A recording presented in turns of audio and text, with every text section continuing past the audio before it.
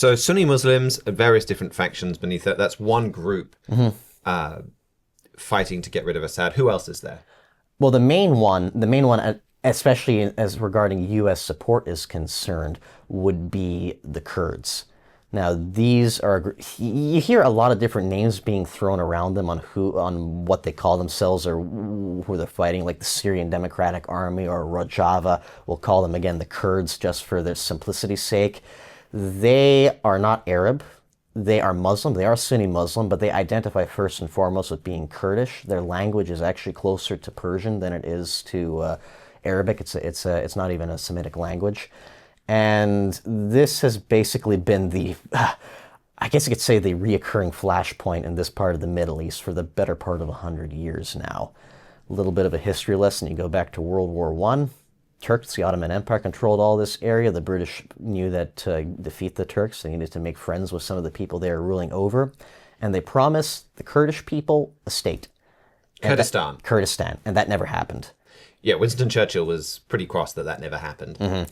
Instead, they carved up Kurdish territory into 3 different areas in Syria, in Iraq, and some got into Turkey as well. And there's Kurds that are living in Iran as well. So, and if you look at the map, there is a Kurdistan. Like, that's the irony, is we're talking about fake political units and Syria not being a real country in the sense that nobody really wants to be Syrian. You could very easily put up Kurdistan on the map and have a population that all wants to be part of Kurdistan and would be willing to sacrifice for Kurdistan and would actually be a very pro-American country right in the middle of the Middle East. Like, very pro-Israel country. Like, Israelis can visit Iraqi Kurdistan right now because the Kurds control the borders. If they tried to visit Iraq proper, that would never happen, but the Kurds do let them in. The Kurds are like, they're always thrown under the bus. They're always so willing to help the United States. The United States has helped them a lot too. The United States kind of saved them in some ways from Saddam Hussein. I mean, there were also plenty of times the United States has stood by and not done very much. But I was reading an article from a journalist years ago talking about traveling through Kurdistan. He talked about finding a McDonald's in northern Iraq. And he was like, well, this is weird. Like, I know there aren't any McDonald's in Iraq. And he goes over there and everything is just a little bit off. Like, it's the wrong font on the menu and it's not quite what it is. And it's like, well, this is weird again, because McDonald's, part of the whole point of McDonald's is it's standardized. You get a similar experience no matter where you go. And he realizes this is a fake McDonald's. This is the Kurds love America so much, want to be like America so much that they're building their own McDonald's restaurant so they can be like America.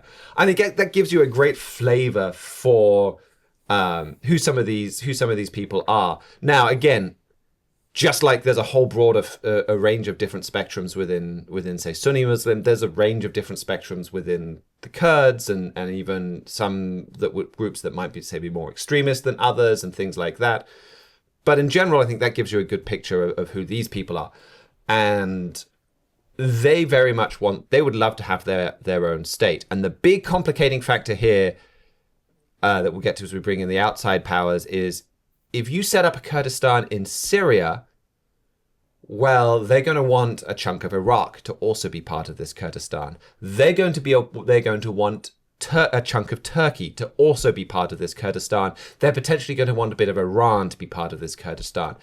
That means that every country that has a Kurdish minority vehemently opposes the creation of a Kurdish state and tends to oppose the Kurds in general. This is a big part of the reason why they did not get a Kurdish state after the toppling of Saddam Hussein. America needed Turkey's help to be involved in Iraq. If they'd set up a Kurdish state, they would lose help from Turkey. And so that's always the calculus. This is always why the Kurds always get thrown under the bus. So we've got Sunni Muslims, we've got the Kurds. And to specify, they're also in the northwestern area too. They control a large area of territory, and for their most part, they're sort of content with the status quo because Assad leaves them alone because they can't really do much about it. But they're probably the second most organized military in the area after Assad himself. And you've got the Peshmerga, those who seek death, but then various other militant groups, rebel groups, some active in Turkey, some active in Syria, that are all kind of part of that Kurdish umbrella.